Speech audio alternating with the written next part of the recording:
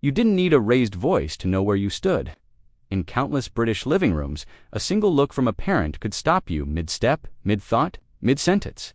It wasn't dramatic or cruel, it was calm, measured, unmistakable. Sometimes it came with a quiet phrase, sometimes with nothing at all, just a pause that spoke volumes. Back then, words were used sparingly, and silence carried authority. Today we explain, negotiate, and talk things through, but once upon a time, meaning traveled faster than speech. That unspoken understanding shaped childhoods, and it's the perfect place to begin for our shared journey. To understand why parents spoke the way they did, we have to step into a Britain still finding its feet. The years after the war shaped everything: smaller houses, shared walls, and families living closely, both physically and emotionally. Privacy was limited, money was careful, and routines mattered. Parents rose early for work, children fitted in around that rhythm, and language reflected it all. Many moms and dads had been raised in households where words were practical tools, not emotional explanations. You spoke clearly, you spoke briefly, and you meant what you said.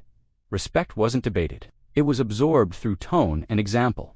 Communities reinforced it too, because neighbors knew one another and behavior carried beyond the front door. Today, we often see that restraint as distance. But here's what most people forget. Parents weren't being cold, they were being consistent with the world they knew. In a society built on order and reliability, speaking firmly and sparingly felt like care itself. And it set the foundations for everything that followed. Those patterns lingered in voices, habits, and expectations, shaping how children listened, learned, and later remembered home, long after the furniture, wallpaper, and street names had changed forever quietly. Certain phrases still echo decades later, because they didn't just speak, they landed. Mind how you go? That'll do. I'll be very disappointed. Short sentences, plain words, but loaded with meaning. What mattered wasn't the phrase itself, but how it arrived. The tone might be calm, even gentle, yet you knew the conversation was over. There would be no follow-up explanation, no debate, no second chance to test the boundary. Often it started with a pause.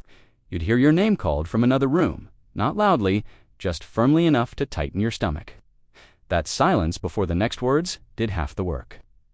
By the time the sentence came, you already understood what was expected of you. Parents relied on shared understanding, built slowly over years of routine and repetition. Today, we use paragraphs where a glance once did the job. Back then, language was economical, shaped by busy lives and clear expectations. Children learned to read tone the way we now read messages on screens, and that skill stayed with them. This is the kind of language children today rarely hear, yet countless adults can still recite it word for word, hearing not just the words, but the room, the time of day, and the feeling of standing still, listening, knowing exactly what came next. It reminds us that communication once lived in moments, not monologues, and that children were trusted to understand more than we sometimes give them credit for now in quieter homes across Britain back then.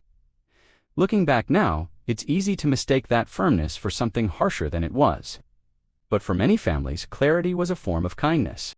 Parents didn't wrap every instruction in reassurance. They showed care through consistency.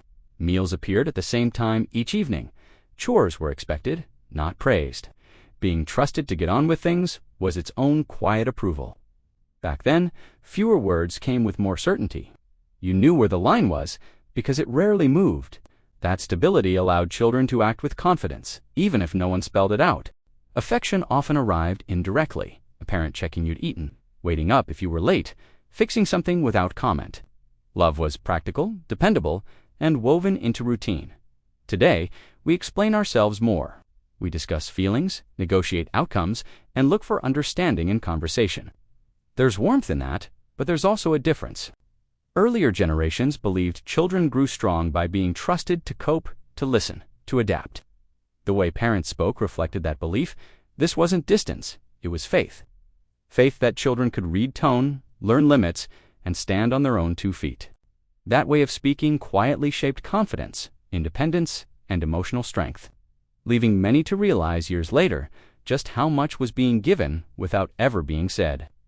In those moments, authority and care blended together, preparing children for a wider world that rarely paused to explain itself. but expected you to understand long before adulthood ever arrived in their lives. What did it feel like, being on the receiving end of those words? Often, it meant walking home with a nod of awareness, already knowing what would be said once the door closed behind you. There was no dread, just certainty. You might sit quietly, hands folded, listening, absorbing, understanding. No one asked how you felt, yet you felt guided all the same. Those voices stayed with you. In adulthood, they surface at unexpected moments, when making decisions, keeping promises, or weighing right from wrong. Sometimes they bring comfort, sometimes a wince, but rarely confusion. Boundaries had been drawn early, and within them you learned who you were. Today, reassurance comes more freely, and that has its place. But many who grew up then recognize something else they gained, an inner steadiness built quietly. Those simple words, spoken long ago, still echo, reminding us that guidance doesn't need softness now. So when we compare then and now, it isn't about better or worse, just different rhythms of family life. Today's parenting language is warmer, fuller, more openly emotional. Back then it was spare, steady, and quietly confident. Something was gained in openness, something perhaps lost in certainty. Yet the hope remains unchanged.